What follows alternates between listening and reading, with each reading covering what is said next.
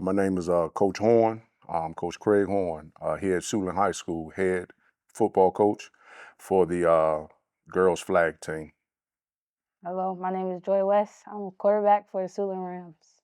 All right, cool. So you all have just finished the inaugural season for girls flag football in PG County.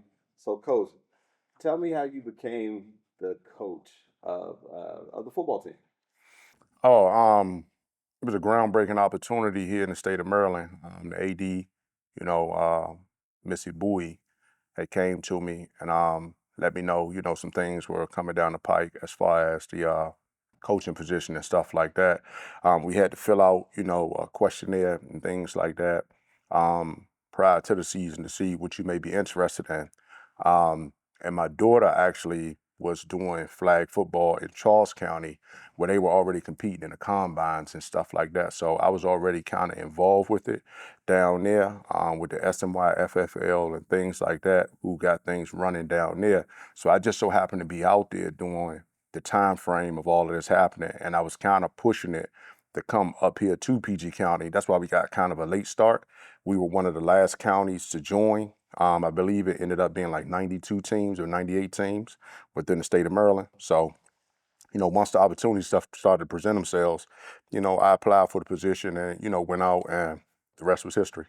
Okay, cool. So, Joy, what made you want to come out and play uh, flag football? Well, honestly, I wasn't gonna play flag football. I was gonna stick to basketball. But my other coach, Coach Thomas, the assistant coach, he was like, I think you'll be a good player for flag football. So I was like, you know what? And I just went ahead and tried out and made the team. So, did you try out to play quarterback, or it just kind of fell in your lap? So at first I tried out to play receiver, but then I was like, I can throw the ball too. So I asked coach if I can play quarterback. He was like, "Let me see your throw," and then I ended up being quarterback. So, what do you think, Coach? She says that, but what did you think when you first? No, she's pretty accurate. She came out. She was trying out for receiver. We were just because we got such a late start. We were just trying to see what girls could do, and she was trying to do some receiver and stuff like that. And I just so happened to see her working with Coach Thomas on throwing the football, and then I end up. It was a couple candidates for the position, and I took them through like a rigorous like throwing campaign where they just was throwing different passes, throwing different routes, and then she ended up winning. She actually won the position over a couple different girls. All right, so it wasn't you gave it to her. No, no, no, no. She earned. Listen, let me tell you something. This girl is a warrior, and yeah, she earned the position. Oh, okay. All right. So what was some of the things that impressed you county wise? What was some of the things that impressed you, like you said, because you came from Southern Maryland? So what were some of the things that impressed you in this first inaugural season? All right, the first inaugural season, the one thing that impressed me was just the intensity that all the teams played with. I mean, our games were dogfights. Like, if you go back and look at the scores from our games, like we were losing games by maybe a touchdown or less the entire season. So, like, they were dogfights, and I really saw an aggressive side of young ladies who normally never played this sport before, right? Because I coached basketball as well, right? I coached basketball at Largo High School. We back-to-back state champions. So this is actually the first time in my career that I'm coaching a sport in the same building that I work at. So normally these young ladies, like I would see them in passersby. I would talk to them about their basketball season and things like that. But what I saw out of the county was just, I mean, it was amazing. We had two of our teams go on to the state finals, the state semifinals in the Final Four, which was Largo and Wise High School. So they represented PG County very well. I think we woke the state up.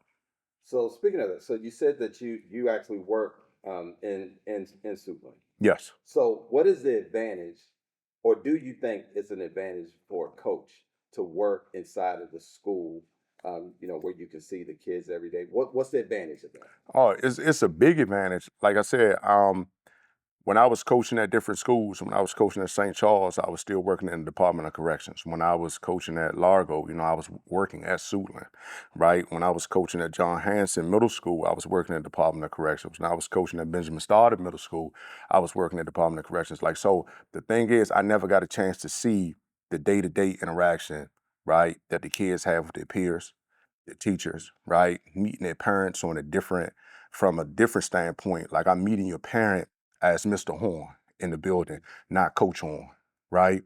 And then when they see, like, okay, you're wearing different hats, that's the biggest advantage because you become a part of the day-to-day life for the child. And it takes it off the field, right? But now the mentorship role really plays a part, right? Things of that nature where you get a chance to see their trials and tribulations, and you also get a chance to see their triumphs, right? You get a chance to see them overcome some things that may be bothering them off the football field and things like that. So I believe the biggest advantage for a coach to be in the building with his players, you become a part of their life, not just the sports aspect. Yeah, I saw in your playoff game when you guys played against Duval and later on you played against Oxon Hill. You had a moment with one of your players on the sideline. She had scored, and she came to the sideline. You walked down the sideline with her. She was very emotional. Mm. What was that? Tell me what that was about. Um, so again, with me being in the building, I found out certain things about that player from teachers in the building, right? Who instructed me, hey, make sure you do a welfare check, right? Make sure you check on, her mom and make sure you check on her grandma. I think, she may have lost her grandmother. That was the first thing. And that was back on like October the 8th. So when I came to practice, kids were crying. And so kids said, hey, coach, Leilani has something that she wants to tell you. And when I went over there to talk to her, she was laughing. So I initially thought everything was a joke, like they were playing a trick on me or whatnot. And then she told me that she had lost her great grandmother, right? And my reaction is what made them laugh because they had a bet amongst themselves on how I was going to react, right? And so, I gave her a big hug and stuff like that. And we were working through that first. So around playoff time, we were playing against Bowie and the game, erupted how it erupted. It ended the way that it ended. But that very next day, her mom passed away. Mm. And I found that out, 2 days later, as I'm fighting for eligibility for the kids to make sure we can still play in the playoffs and make sure that we didn't receive a real steep sanction or whatnot. That's when I stumbled upon that information. And I approached her, and I was talking to her in regards to it. And I just asked her, I said, how your mom doing? And she said she passed. And when she said it, Leilani's a very, very strong young lady. And she just hugged me very, very, very tight. And she cried. And that was my first time ever seeing her emotional like that. And I knew at that point it was just like, man, you know what? Hey, this is secondary, whatever you need from me and the coaching staff, we're going to do it, And so what ended up happening, uh, they moved our game from Wednesday, right, Joy? We were supposed to play on Wednesday. Yeah, so we were supposed to play on Wednesday, moved it to Saturday, and then in practice she told me, hey, coach, I may not make it to the game. And I was like, hey, what's going on? She said, the funeral is Saturday. I said, sweetie, take care of that, right? And I just left it at that, take care of that, right? And I had no clue that she was going to show up at the game, man. I bought all the uniforms just in case, girls be ripping out uniforms and stuff. And I bought all the uniforms. And next thing I know, I seen her little tail running into the stadium. And, the girls just met her. I said, man, go show y'all sisters some love. And I mean, they ran from the end zone to the opposite end zone to the point we was about to start the second half, man. They was out of breath and everything, man. But, after that game, she told me to walk with her. Mm. And when she said that, I didn't know how to truly respond, right? But I started walking with her and I could see it in her face. And I said, you about to cry? She said, yeah. And she just, she started crying, gave me a big hug and stuff like that. But I mean, just the emotion, man. Like, I wear shades and stuff like that when I'm coaching and doing things like that. But I'm going to tell you this, I sat down on those bleachers, on the sideline, and the kids were like, "Coach Owen, are you praying?" And I'm like, "Yeah," but I was crying. I was crying. Like I never seen nothing like that. But for her to show up to that game, for her sisters to embrace her, I mean, she had strength beyond like her years. Like I wouldn't have been able to do it. I, I was very impressed when I saw that. So Joy, with that, you guys have a real good sisterhood. So did that help you this year? Because you guys had some times, like Coach said, you had a situation with one of the high schools or what have you. But your sisterhood is so. Explain to me, tell me how important your sisterhood is when you're playing. It's real important. So like the first, second game, we wasn't as close, our chemistry wasn't as strong. So it was like some ups and downs in that game. But as soon as we started, our chemistry started to grow and we started to trust each other more, the more fun we had. And the more fun we had, the more chance we had of winning. So it was just the sisterhood to us meant that, I don't know, just go out there and have fun. That's what it meant to us. So this season, that the whole season for you, could you wrap it up in that? What did this season mean to you? Um, it meant it meant a lot to me. It meant that, I don't know, one second you could be um like just minding your business, walking down the street, and then you gonna see somebody famous. That's like, as a metaphor, like um it just shows that anything in life can happen. Like the unexpected can happen at any time. So are you looking forward to? Because you're a sophomore, right? Yes. So are you looking forward to playing next year? Yes, I'm ready for next year actually. Okay, we're gonna hold you to that. So, Coach, after this year has passed, and where do you see Suitland's program? Because you and I talked off camera about this, but Mm. where do you see Suitland's program going from here? Oh, me, we just focus on winning the day, right? Whether it's in the classroom or in practice, we just want to win the day. But for some of the young ladies, we just trying to win every period, right? Like we want to win, get to school on time. Okay, that's a win. All right, now once I get here, let me get to class on time. Okay, that's a win. Now I don't want to be late to any of my courses. Okay, that's a win. Let me stay out the hallway. That's a win. So we just break it down for some of them. But me just looking past all of that, I can tell you like this, right? This young group of girls, we had babies this year. Mhm. We had a lot of babies. We had about 10 to 11 freshmen on the team, right? But I also had to cut about 32 young ladies, right? But 12 of those young ladies actually had made the team, but it turned out that they didn't have the GPA required. And then we found out that the county was granting amnesty, right, to the middle schoolers, right, because they didn't have to have a GPA coming into high school. But then that same rule ended up applying to the 12 who actually made the team, right? But I didn't find that out until playoff time. But they weren't on my official roster, right? But I can tell you this, all of those girls are underclassmen just like Joy, right? All of them are friends for the most part. They'll be back. Um, we're losing two seniors, right? And we're losing our two best senior managers, right? So those are two voids that I would have to fill. It's the manager part. Um, those two young ladies helped us out tremendously, but I can see us on top of the mountain, right? I can see us on top of the mountain. If you look at our games and we were in games and then how we started to click towards the playoff, then nobody want to play us in the playoffs for a reason, right? We had one of the top defenses in the league. Um, our margin of, error where, points against may have been, 7 points all year long, something like that.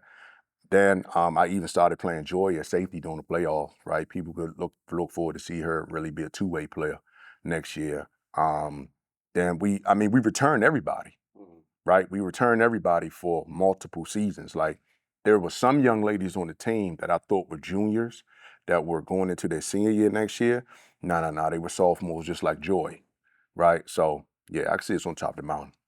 So, since the year has concluded, what have you learned about this season, about even or about the sport?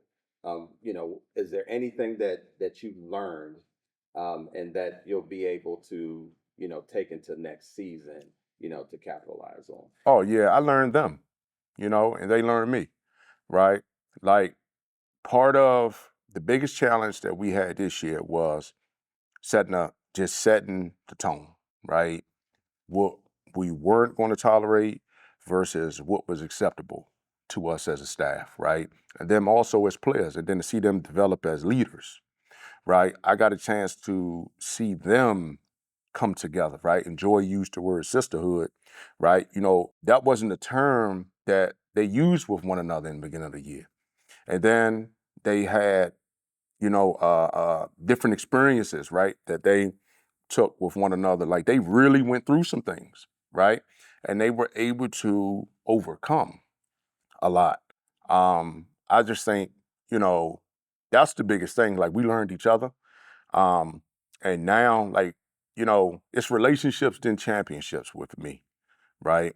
So the relationship part, the rapport that we all built, just the continuity that we built as a team, now we're about to ride off into the off season. That's a dangerous game, right? That's a real dangerous game because you took a group of strangers. Like even though I work in the building, because I work amongst the safety team and the safety and security division at PG County Public Schools, so I would see them in passersby, and they knew me as Mr. Horn. But then they got to see Coach Horn, right? They got to see that part of me, and then I got to see them as not just students but student athletes, right? And so those things right there, I think that's what's going to really push us over the mountaintop. Like, Joy came out and she ended up becoming a quarterback. We didn't know that it was about to take off to this extent. But I tell you one thing, after game one, I looked at my staff and I said, we got something special. All right. All right. So Joy, now that the season's over and you can calm down and reflect, what is it that you're looking forward to for next year? Next year, I'm definitely looking forward to winning. I mean, winning. We didn't see a lot of that this year, but to us, it wasn't about the scoreboard. It was about how we played, and I'm definitely looking forward to executing our plan way more next year. I'm definitely looking to or forward for the new girls to come when there's new girls coming, and I don't know. I'm just ready. So explain to me real quick, because one thing that I've seen in some of the stuff I've seen on social media and things. Explain to me real quick, what did Miss 5200? What's that about? What did that mean? So honestly, I wasn't expecting it. The day before the game, I mean the day of the game, my coaches said you only like a couple hundred yards from 1,000 points or 1,000 yards. I said I don't know what that means, but okay. So after the game, a parent yelled, "Okay, Miss 5200," and that's how I got my name. What so where the fifth that they just came up I 52? yeah, I just because 5,200 is Suitland's address. We Oh, 5,200. okay. So Okay. Yeah. Okay. Well, um, you all are a part of history.